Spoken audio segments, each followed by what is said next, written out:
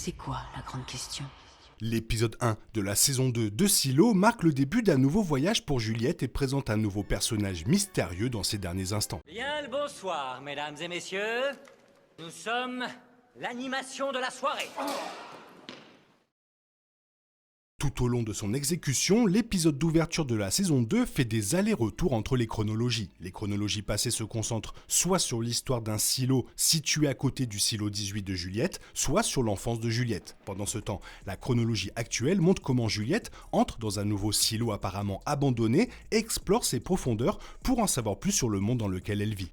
Juliette met pleinement en valeur son ingéniosité dans l'épisode alors qu'elle construit des ponts de fortune à l'aide de cordes et d'autres pièces de rechange dans le silo abandonné. Elle fait face à de nombreux revers, mais reste debout face à l'adversité et au danger. Cependant, vers la fin de l'épisode, elle semble faire face à son plus grand défi lorsqu'elle trouve un homme dans le silo abandonné. L'homme mystérieux ne montre que la moitié de son visage à travers le judas d'une porte et prévient étrangement Juliette qu'il la tuera si elle tente à nouveau d'ouvrir la porte.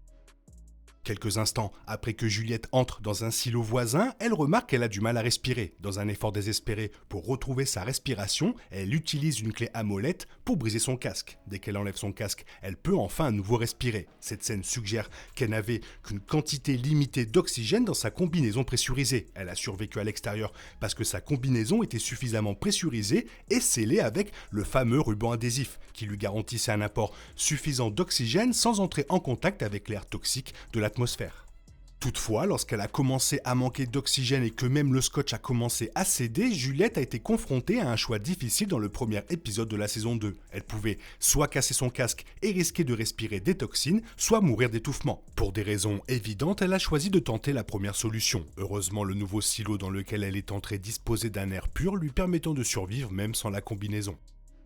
Comme le suggère la scène flashback d'ouverture de l'épisode 1 de la saison 2, une rébellion s'est ensuivie dans les décennies du nouveau silo avant que Juliette n'y entre. Pendant la rébellion, les citoyens du silo étaient divisés en deux factions, les combattants de la liberté et les conformistes. Alors que les chercheurs de liberté voulaient ouvrir les portes du silo parce qu'ils étaient convaincus qu'on leur avait menti sur le monde extérieur, les conformistes refusaient d'enfreindre les règles que leur imposaient les autorités supérieures. Finalement, les combattants de la liberté menés par le shérif du silo sont sortis victorieux. Avant que le shérif ne fasse sortir ses partisans du silo, il se demande s'ils ont raison de dire que le monde extérieur est habitable pour les humains. Il rejette ensuite ses inquiétudes en affirmant qu'ils sont morts de toute façon, reflétant apparemment à quel point ils se sont sentis opprimés et piégés après avoir été piégés dans le silo toute leur vie. Malheureusement, comme le révèlent les conséquences du flashback, tous les combattants de la liberté sont morts après être sortis et avoir inhalé les toxines présentes dans l'air.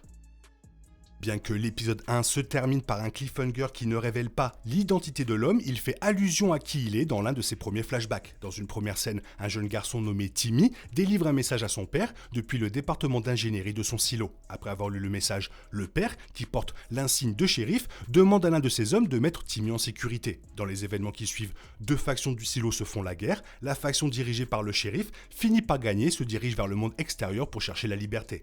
Toutefois, comme le suggère la chronologie actuelle de la série, tous les citoyens du silo qui sont sortis ont péri après avoir été en contact avec les toxines présentes dans l'atmosphère. L'homme que Juliette trouve dans le bunker souterrain semble être la seule personne à avoir réussi à survivre alors que toutes les autres personnes dans le silo sont décédées. Étant donné que l'épisode de Silo semble se concentrer un peu trop sur Timmy, le survivant pourrait aussi être sa version adulte. Cependant, puisque Timmy sort lui aussi avec tout le monde dans le flashback, il est difficile de ne pas se demander comment il a réussi à survivre. Avant la sortie de la saison 2, Steve Zahn a été confirmé comme un nouvel ajout à la liste des acteurs de la série. Il a été révélé qu'il jouerait un personnage nommé Solo, qui est le seul survivant d'un soulèvement dans le silo 17. Bien que l'épisode 1 de la saison 2 ne révèle que les yeux de l'homme mystérieux, on voit clairement que c'est Steve Zahn qui le joue. Cela confirme que l'homme derrière la porte est Solo, un perso original adapté du premier livre Silo.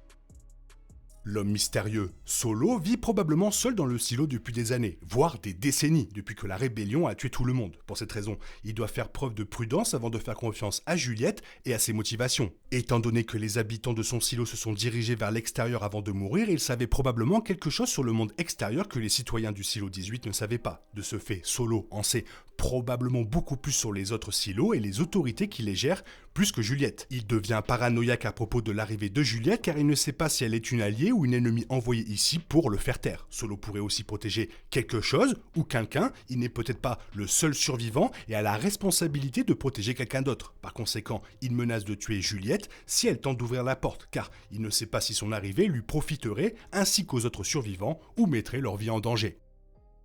Dans un autre flashback de l'épisode 1 de la saison 2, Martha Walker décrit l'un de ses rêves à la jeune Juliette. Elle lui dit qu'elle rêvait d'être laissée dans le silo et qu'elle est même sortie de chez elle pour appeler les autres. Elle n'a réalisé qu'elle rêvait que lorsque l'un de ses voisins lui a demandé de se taire. La saison 1 de Silo a établi que Martha avait peur de quitter son atelier depuis un certain temps. Son rêve et son style de vie semblent refléter un profond conflit intérieur entre son désir de recherche de liberté et son incapacité à s'affranchir des règles qui lui sont imposées. Comme tous les citoyens du silo, elle souhaite en savoir plus sur le monde extérieur et aspire à se libérer des limites du silo. Cependant, comme la liberté semble hors de portée et interdite dans le silo, elle se sent piégée même dans ses rêves. Par conséquent, au lieu de rechercher la liberté, elle se résigne à une vie confortable dans son propre espace et ne sort que dans les derniers instants de la saison 1 de Silo, lorsque Juliette a besoin d'aide. Après avoir découvert qu'il existe plusieurs autres silos, Juliette se dirige vers l'un d'eux dans la saison 2. Depuis que les autres silos ont été montrés à la fin de la première saison, j'ai voulu voir à quel point les autres étaient différents de celui que nous avons suivi. De nombreuses questions intéressantes en découlent, car chaque silo peut avoir une organisation ou une culture différente. Le silo qu'explore Juliette dans la saison 2 est certes très différent de celui que l'on connaît, et cela est en soi passionnant. L'un des personnages les plus intéressants de la série se trouve dans ce silo. La saison 2 ajoute quelques personnages passionnants et aucun n'a plus attiré mon attention que Solo de Steve Zahn. Le personnage a une histoire choquante et ses interactions avec Juliette de Ferguson seront certainement ma partie préférée de la saison 2. Solo est un personnage original qui est assez mystérieux et en sait plus qu'il ne le laisse entendre. Grâce à ses débuts, Juliette découvre quelques informations intéressantes sur les différents silos dont le sien.